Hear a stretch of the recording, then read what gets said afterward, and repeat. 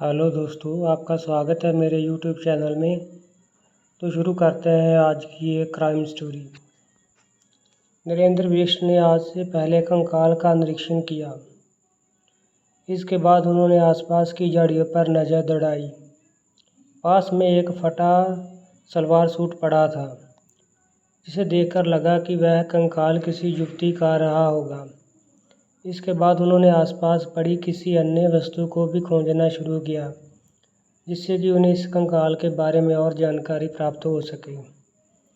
3 दिन बीत गए मगर युवती के कंकाल की शनाख्त नहीं हो सकी।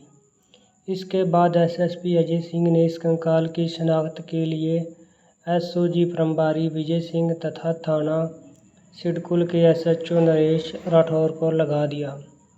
साथ ही पुलिस टीम कंकाल वाली जगह के आसपास चलने वाले मोबाइल फ़ोनों की डिटेल भी जुटा रही थी। हरिद्वार के रानी में स्थित शिवालिक पर्वत की निचली सतह की ओर घनी झाड़ियाँ फैली हुई थी। कई दिनों में क्षेत्र से हो रही मूसलाधार बारिश के कारण ये झाड़ियाँ काफ़ी घनी हो गई थीं। इन्हीं झाड़ियों के पास होकर गांव का एक रास्ता जिला मुख्यालय की ओर जाता था। सैकड़ों लोग अक्सर सुबह शाम इसी रास्ते से अपने घर आते जाते थे। कई दिनों से कुछ लोग यह महसूस कर रहे थे कि झाड़ियों के एक कोने से काफ़ी बदबू आ रही है। पहले तो लोगों को लगा कि यह बदबू किसी कुत्ते या बिल्ली की लाश से आ रही होगी, मगर यह बदबू ज़्यादा हो गई और इसे सहना करना भी असहनीय हो गया था। कुछ लोगों ने नाक पर रुमाल रखकर इसे देखने का फैसला किया। उधर से गुजरने वाले लोग उत्सुकता से जब झाड़ियों में लगभग 100 मीटर अंदर की ओर पहुंचे तो वहां एक दृश्य देखकर सबकी चीख निकल गई। वहां पर एक मानव कंकाल पड़ा था। कंकाल के पास ही किसी युवती के कपड़े भी पड़े थे जो बारिश के कारण भीगे हुए थे। तब सभी लोग सहम कर सड़क पर आ गए और उन्होंने झाड़ियों में कंकाल पड़ा होने की जानकारी पुलिस को देने का विचार बनाया। यह स्थान उत्तराखंड के हरिद्वार जिले से रोशनाबाद मुख्यालय के निकट कोतवाली रानीपुर के क्षेत्र टिबड़ी में पड़ता है। घटनास्थल में कोतवाली रानी में मात्र 3 किलोमीटर तथा एसएसपी कार्यालय से केवल 5 मीटर दूर है। इसके बाद राहगीरों ने टिबड़ी क्षेत्र में कंकाल पड़े होने की सूचना कोतवाल रानीपुर नरेंद्र बिष्ट को दी। अपने क्षेत्र में कंकाल मिलने की सूचना पाकर नरेंद्र बिष्ट चौंक पड़े थे। सबसे पहले उन्होंने यह सूचना एसएसपी क्राइम ब्रांच यादव ओसीओ ज्वालापुर निहारिका सोमवाल व एसएसपी अजय सिंह को दी। इसके बाद नरेंद्र बिष्ट के साथ कोतवाली के एसएसआई नितिन चौहान तथा अन्य पुलिसकर्मियों ने घटनास्थल की ओर चल पड़े। घटनास्थल वहां से ज़्यादा दूर नहीं था, इसलिए पुलिस टीम 10 मिनटों पर मौके पर पहुंच गई। जब पुलिस मौके पर पहुंची तो वह उसी वक्त कुछ लोग उस कंकाल के पास खड़े थे। जिस स्थान पर कंकाल मिला था वह स्थान सुनसान होने के साथ साथ वन्य क्षेत्रों से लगा हुआ था। हिंसक पशु, गुलवाद व जंगली हाथी अक्सर इस क्षेत्र में घूमते हुए देखे जा सकते थे। आखिर किसका था यह कंकाल? कोतवाली नरेंद्र बिष्ट अभी घटनास्थल की बारीकी से निरीक्षण कर रहे थे कि तभी वहां SSP Ajay Kumar, SSP crime branch Rekha Yadav तथा सीओ ज्वालापुर के निहारिका सोमवाल सहित कुछ मीडियाकर्मी भी वहां पहुंच गए। इसके बाद पुलिसकर्मियों ने कंकाल के अलग अलग कोनों की फ़ोटो खींचने लगे। कंकाल की शनाख्त करने के लिए अजय सिंह ने कोतवाली नरेंद्र बिष्ट के निर्देश दिए कि यह आसपास के पुलिस स्टेशनों में यह जानकारी दें कि इस हुलिये की कोई युवती इस क्षेत्र में तो नहीं लापता हो रही। शनाख्त न होने से बाबत अखबार में कंकाल के इश्तिहार छपवाने को कहा गया। यह बीते 16 जुलाई 2023 की। पुलिस ने कंकाल का पंचनामा भर के उसे पोस्टमार्टम के लिए हरमिलापी अस्पताल हरिद्वार भेज दिया। अब वहां से पहले कोतवाल नरेंद्र बिष्ट के सामने युवती की शनाख्त न होने की समस्या थी। यदि युवती की शिनाख्त हो जाती तो पुलिस उसकी कॉल डिटेल आदि के आधार पर जांच में जुट जाती। अगले दिन जब कंकाल के फोटो अखबारों में छपे तो कोई भी व्यक्ति उसे पहचानने वाला पुलिस के पास नहीं आया था। इसके अलावा पुलिस स्टेशनों में अभी भी कोई खास जानकारी नहीं मिली। एक बार तो नरेंद्र बिष्ट के दिमाग में यह भी आया कि युवती को किसी नरबख्शी गुलदार ने निवाला बना लिया हो, मगर बाद में उन्हें ऐसा नहीं लगा।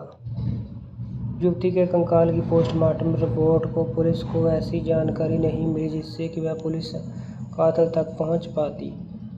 वह 30 जुलाई 2023 का दिन था। थाना सिडकुल के SHO नरेश राठौर के पास करीब 55 वर्षीय राम प्रसाद निवासी कस्बा कीर्तपुर बिजनौर उत्तर प्रदेश की बेटी परवीना के साथ वहां पहुंचा था। राम प्रसाद ने नरेश राठौर को बताया कि 21 वर्षीय बेटी रवीना उसी 11 जुलाई को लापता है। राम प्रसाद ने बताया कि रवीना सिडकुल की एक कंपनी में नौकरी करती थी। इसके बाद वह लापता हो गई थी। इसके बाद राठौर ने राम प्रसाद को कोतवाली रानीपुर में भेज दिया।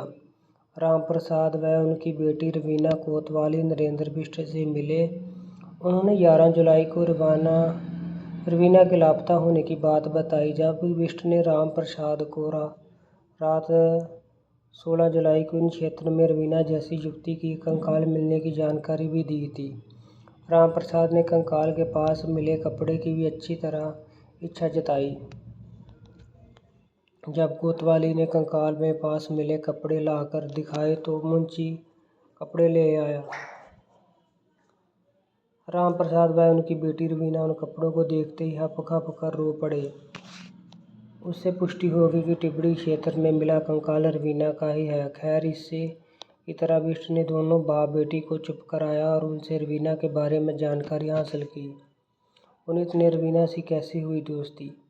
राम प्रसाद ने बिष्ट को बताया कि पिछले 2 साल से रवीना की धामपुर बिजनौर निवासी पुनीत धीमान से खासी दोस्ती थी तथा उनकी आपस में शादी करने की योजना भी थी, मगर बीच में कुछ गड़बड़ हो गई थी। कुछ समय पहले पुनीत ने किसी अन्य युवती से शादी कर ली। पुनीत व रवीना सिडकुल ही कंपनी ऋषि वेदा में साथ साथ काम करते थे। पुनीत कंपनी में सुपरवाइजर था। यह जानकारी मिलते ही नरेंद्र बिष्ट ने तुरंत पुनीत धीमान को रवीना की कॉल डिटेल खंगालने के लिए कहा। SOG प्रभारी विजय सिंह को कहा कि उसी दिन शाम को पुलिस को 2 नंबरों की कॉल डिटेल मिल गई। दोनों की कॉल डिटेल जब पुलिस ने देखी तो उसके पुनीत खुद ही संदेह के दायरे में आ गया। उसके बाद पुलिस ने उसके पूछताछ की योजना बनाई। उसी रात को पुलिस ने पुनीत को पूछताछ के लिए सिडकुल की हिरासत में ले लिया। इसके बाद पुलिस उसे पूछताछ करने के लिए कोतवाली रानी में ले आई।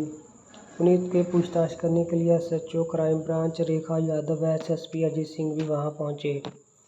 पुलिस ने पुनीत को रवीना के साथ प्रेम संबंधों व उसकी हत्या की बाबत पूछताछ की, मगर पुनीत पुलिस को गच्चा देते हुए बोला कि मेरा तो रवीना या इसकी हत्या से कोई लेना देना नहीं है। पुनीत के मुंह से यह बात सुनकर खड़े कोतवाल नरेंद्र बिष्ट को गुस्सा आ गया। उन्होंने पुनीत को डांटते हुए कहा कि पुनीत, या तो तुम सीधी तरह से रवीना की मौत का सच बता दो, अन्यथा याद रखो कि पुलिस के सामने मुर्दा भी सच बोलते हैं। बिष्ट के इस वाक़े का पुनीत पर जादू की तरह असर हुआ। पुनीत ने रवीना की हत्या की बात कबूल करते हुए पुलिस को जानकारी जो दी थी वो इस प्रकार थी। क्यों जो सकी प्रेमी युगल की शादी। बात 4 साल पहले की है। पुनीत और रवीना सिडकुल की ही कंपनी ऋषि वेदा के साथ साथ काम करते थे। हम दोनों ने पहली दोस्ती हुई थी, इसके बाद प्यार में बदल गई। फिर दोनों ने भविष्य में शादी करने की योजना भी बना ली। यह अंतर्जातीय प्यार गहरा हो गया। इस बाबत की जब पुनीत ने अपने घर वालों से बात की तो दोनों की जातियां अलग अलग होने के कारण घर वालों ने शादी से साफ मना कर दिया। इसके बाद पुनीत ने घर वालों से किसी और सजातीय लड़के से उसकी शादी कराने के प्रयास में जुट गए। उन्होंने फरवरी 2023 में उसकी शादी कर दी। दूसरी और रवीना के पिता राम प्रसाद ने भी उसकी सगाई कहीं और कर दी। इसके बाद पुनीत ने रवीना पर अपनी सगाई तोड़ने के लिए दबाव बनाना शुरू कर दिया। रवीना ने ऐसा ना करने से मना कर दिया। रवीना के मना करने से पुनीत तिलमिला गया।